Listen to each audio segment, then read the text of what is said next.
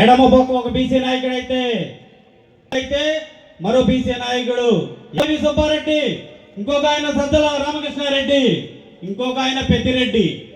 అలాగే ఈ రాష్ట్రాన్ని 3 భాగాలుగా విభజించే న్యాయం కూడా చేయలేదని సభాముఖంగా తెలియజేస్తున్నాను. బీసీ సోదరులారా, పార్టీకి వెన్నెముకని భావించి మీకు న్యాయం చేస్తానని చెప్తున్నారు కాబట్టి మనం రేపు వచ్చే ఎలక్షన్లో ఏలూరు నియోజకవర్గం నుంచి బడేటి చండీ గారిని ఒక ఎమ్మెల్యేగా చేసి పంపించినట్లయితే అక్కడ చంద్రబాబు నాయుడు గారు ముఖ్యమంత్రి అవుతారని సభాముఖంగా తెలియజేస్తున్నాను. సోదరులారా, ఈ అన్యాయం అనేది అంత అయితే జరిగిందో అంతా మనకు జరిగిపోయింది. 4 తెలుగుదేశం పార్టీ జనసేన కూటమి కలిపి రేపు 2024లో అధికారం వస్తుంది గ్యారంటీ. కావున మన బీసీలకి చంద్రబాబు నాయుడు న్యాయం చేస్తారని చెప్పి తెలియజేసుకుంటూ ఈ అవకాశం ఇచ్చిన అందరికీ పేరు పేరున ధన్యవాదాలు చేస్తే పరిపాలనలో ఇవ్వలే మన అన్నగారు నందమూరి తారక రామారావు గారు. మరి ఎన్ని కులాలు ఏ ఉన్నాయో అని ఎవరికి కూడా తెలియదు. అట్టడికి పడి అందరూ వచ్చిన గంట ఒక మినిస్టర్ ఇచ్చింది బీసీ నాయకులు కదా. మరి ఈ రోజున కార్పొరేషన్ చేసామన్నారు, ఒక బెంచి పని లేదు. ఒక జై హో బీసీ, జై హో బీసీ, జై హో బీసీ, జై హో చంద్రన్న మాట్లాడతారు. మన ప్రీతమ నాయకులు బడేటి చండీ రాధాకృష్ణ గారు మాట్లాడతారు.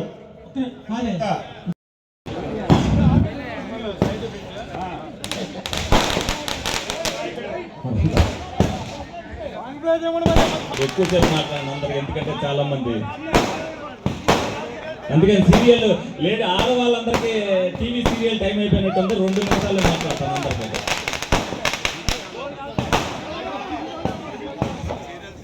బీసీ సాంగ్ 2 నిమిషాలు. ఇవాళ చాలా మంది ఉన్నారు. ఇందాక రంగారావు చెప్పారు, జగదీష్ గారు చెప్పారు, ఇంకా ఇంతకుముందు మాట్లాడినప్పుడు నేను లేను. కానీ గోపాల్ యాదవ్ గారు కానీ, మిగతా బీసీ నాయకులు కానీ, అలా శేష్ కానీ, ఈ పక్కన కోలేపల్లి రాజు గారు కానీ, అందరికీ కూడా పేరు పేరున మీ అందరికీ ఒకటే లక్ష్యం. 2 నెలల 15 కూడా మంచి రోజులు వస్తాయి. ప్రతిదీ కూడా కార్యక్రమం చేపట్టే చిత్తశుద్ధితో మేము చేయాలి, చేసినట్టుగా మేము చూపిస్తామని చెప్పి మీ సభాముఖంగా ప్రమాణం చేస్తున్నాం. మీ అందరికి కూడా ఇక్కడ ఎమ్మెల్యేతో పాటు ఎంపీగా గెలిపించుకుని మా సేవలు మీరు ఉపయోగించుకుంటారని చెప్పి నేను తప్పనిసరిగా నమ్ముతూ మీ అందరి మధ్యలో ఏలూరు కార్పొరేషన్గా మీ దగ్గర ఉండి ఏం చేయాలన్నా కూడా చిత్తశుద్ధితో బీసీలకి ప్రథమ స్థానం ఇస్తానని చెప్పి నేను సభాముఖంగా చెప్తున్నా. వచ్చే నిధుల్లో కానీ, చెంటు గారికి వచ్చే నిధుల్లో కానీ, రేపు రాష్ట్ర బడ్జెట్లో కానీ ప్రతి పేట, ప్రతి వార్డు, ప్రతి డివిజన్ చూసుకుని ప్రతి ఒక్కరిని కూడా అభివృద్ధి చేసే కార్యక్రమం చేస్తాం. తప్పనిసరిగా ఈ బీసీ సదస్సుకి ఇందాక ఎర్రనాయుడు గారు, కొల్లు గారు తీసుకున్నారు టెలికాన్ఫరెన్స్. ఇంకా బ్రహ్మాండంగా చేయాలి. పండుగ 3 రోజులు ఉంది, ఇంకా మన సంక్రాంతి. మల్లుకు, సోదర సోదరి మల్లుకు, అలాగే వేదిక నడిచిన పెద్దలకు అందరికీ కూడా నమస్కారాలు. ఈ సదస్సు బీసీల కోసమే పెట్టింది.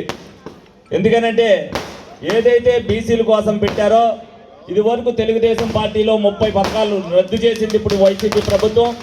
అలాగే ఏదైతే 34% ఉందో అది 24% చేయడం జరిగింది. అలాగే ఏదైతే సంవత్సరానికి 15,000 కోట్ల రూపాయలు బీసీలకు ఇస్తానని చెప్పి ఇవాళ వరకు కార్పొరేషన్ ద్వారా 1 రూపాయి కూడా ఇవ్వలేదు. 5 సంవత్సరాల్లో 75,000 కోట్లు బీసీలకు ఇవ్వాల్సింది ఇచ్చేంత వరకు కూడా బీసీలను ఓటు అడిగే హక్కు ఈ జగన్మోహన్ రెడ్డి ప్రభుత్వానికి లేదని మీ అందరికీ కూడా సవీనంగా మనం చేస్తున్నారు. ఏదైతే సలహాదారుని మరి 60 మందిని పెట్టుకున్నారో ఒక్క బీసీ సోదరులు కూడా సలహాదారులుగా పెట్టుకోలేదంటే అంటే బీసీలు సలహాదారులుగా పనికిరారా ఏంటనేది మీరు అందరూ కూడా ఆలోచించుకోవాల్సిన అవసరం ఎంతైనా ఉంది.